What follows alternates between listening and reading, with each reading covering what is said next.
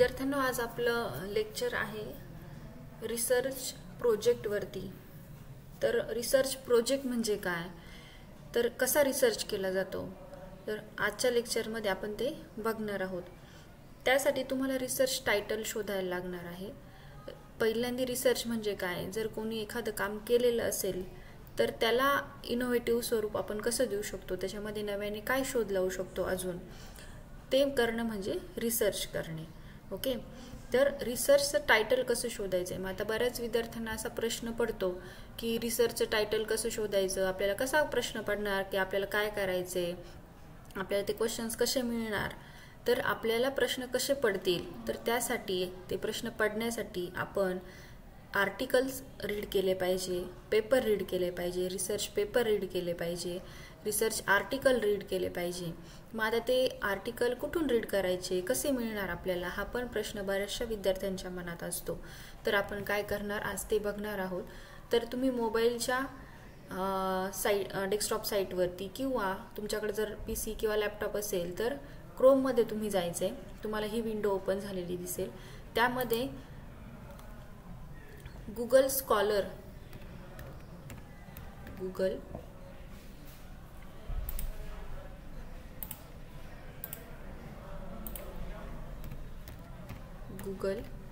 Scholar ही website open करायची। तर Google scholar ह्या वेबसाईटमध्ये गेल्यानंतर तुम्ही ही जी लिंक दिसते त्याच्यावरती क्लिक करायचे।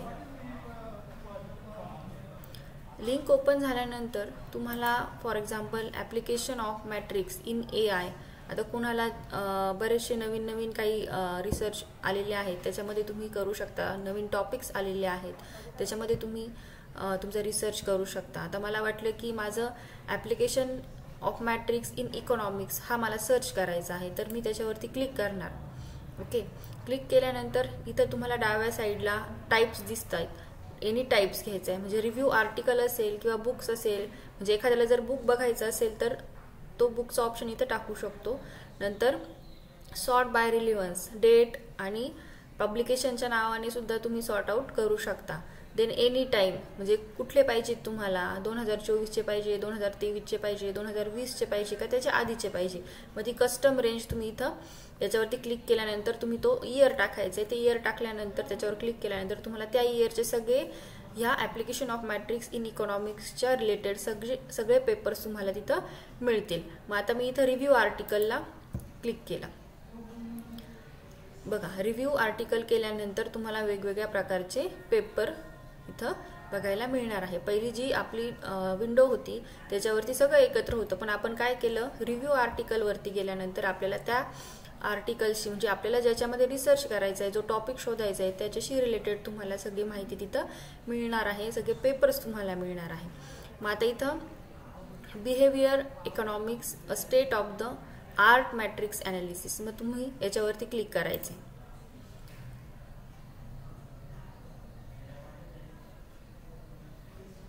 मग आता बघा, याच्यावरती क्लिक केल्यानंतर तुम्हाला तो पेपर डायरेक्ट इथं काय झालाय, ओपन झालेला दिसतोय। मी थोडंसं मोठं करते हे। ओके, मग आता काय आहे, behavioural economics, a state of the art matrix analysis, मग हा पेपर तुम्हाला दिसतोय। मग तो पेपर ॲब्स्ट्रॅक्ट पासून रेफरन्स पर्यंत पूर्ण तुम्ही रीड करायचा आहे। एकदा करा, दोनदा करा, तीनदा करा, जोपर्यंत तुम्हाला तो व्यवस्थित समजत नाही तोपर्यंत तुम्हाला तो पेपर पूर्ण रीड करायचा आहे।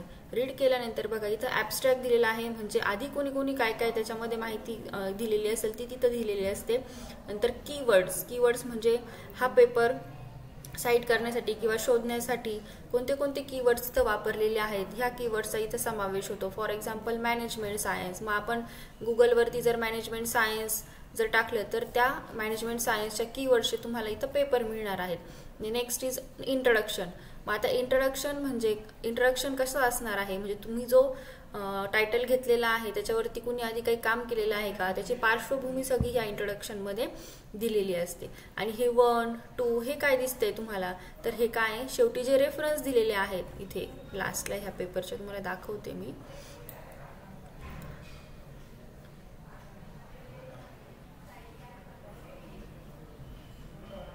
ओके, हे हे जे रेफरन्स इथे दिलेले आहेत दिसत आहेत तुम्हाला. ओके, तर पहिला रेफरन्स कोणाचा आहे, कोणत्या बुकमधून किंवा कोणत्या जर्नलमधून त्यांनी घेतलेला आहे, तो रेफरन्सचा नंबर म्हणजे हा 1 नंबर असणार आहे. तसंच 2 म्हणजे जे काही तिथं असणार आहे, नवीन असणार आहे किंवा ज्याचा रेफरन्स आपल्याला द्यायचा आहे त्या रेफरन्सचा नंबर आपल्याला इथं द्यायचा आहे. मग त्यानंतर मेथडॉलॉजी म्हणजे तुम्ही कोणती मेथड यूज केलेली आहे ती मेथडॉलॉजी तुम्ही इथं त्याचं पूर्ण इंट्रोडक्शन इथं करणार आहात. म्हणजे आता मेथडॉलॉजीचे पण 2 प्रकार आहेत, काही क्वालिटेटिव्ह आहे, काही क्वांटिटेटिव्ह आहे. जो काही असणार आहे तो तुम्हाला इथं टाकायला लागणार आहे. आता क्वालिटेटिव्ह आणि क्वांटिटेटिव्ह म्हणजे काय ते पण आपण इथं बघणार आहोत नंतरच्या लेक्चरमध्ये. तर अशा पद्धतीने तुम्हाला हे काम करायचं आहे. नंतर थर्ड रिझल्ट म्हणजे जे तुम्ही काही केलेलं आहे काम करण्याआधी पण त्याचे तुम्हाला ऑब्जेक्टिव्ह ठरवायला लागणार आहेत.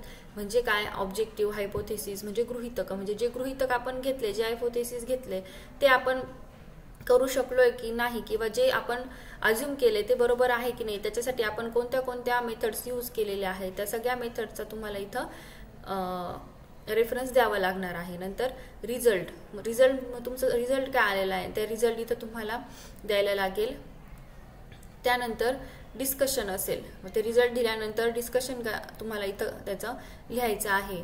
काय केलंय तुम्ही, कसं केलंय हे सगळं तुम्हाला डिस्कशनमध्ये करायचं आहे. आणि नंतर लास्टला कन्क्लुजन असणार आहे. कन्क्लुजन म्हणजे तुम्ही जो रिसर्च केलेला आहे त्याच्यातून काय कन्क्लूड तुम्ही केलंय, काय केलंय कन्क्लूड, तर ते कन्क्लूड तुम्हाला इथं लिहायचं आहे. आणि नंतर जिकडून तुम्ही रेफरन्स घेतलेले आहे ते सगळ्या रेफरन्सचे इथं तुम्हाला नावं द्यायची आहे. मग आता इथं डेमिंग म्हणजे इथं डेमिंग WE, आता हे त्या ऑथरचं नाव आहे म्हणजेच जो सायंटिस्ट किंवा काय असेल त्याचं नाव आहे ते.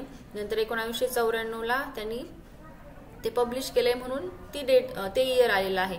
नंतर the new economics for industry government education, आणि नंतर हे त्या जर्नलचं नाव आहे इथून इथपर्यंत. आणि MIT प्रेस कुठं पब्लिश झाले ते MIT प्रेसमध्ये. आणि नंतर त्याचं जे शहर आहे त्या शहराचं नाव किंवा सिटीचं नाव तुम्ही इथं देऊ शकता. तर अशा पद्धतीने आता अपेंडिक्स काही याच्यामध्ये अपेंडिक्स नसतं, काही याच्यामध्ये दिलेलं असतं. बिब्लिओग्राफी म्हणजे अपेंडिक्स हे काही पेपरमध्ये दिलेलं असतं, काही पेपरमध्ये दिलेलं नसतं. अशा प्रकारे तुम्हाला जेवढे पाहिजे जोपर्यंत तुम्हाला तुमचा रिसर्चचा टॉपिक मिळत नाही तोपर्यंत तुम्हाला ते टॉपिक सर्च करून ते पेपर तुम्हाला रीड करावे लागणार आहेत.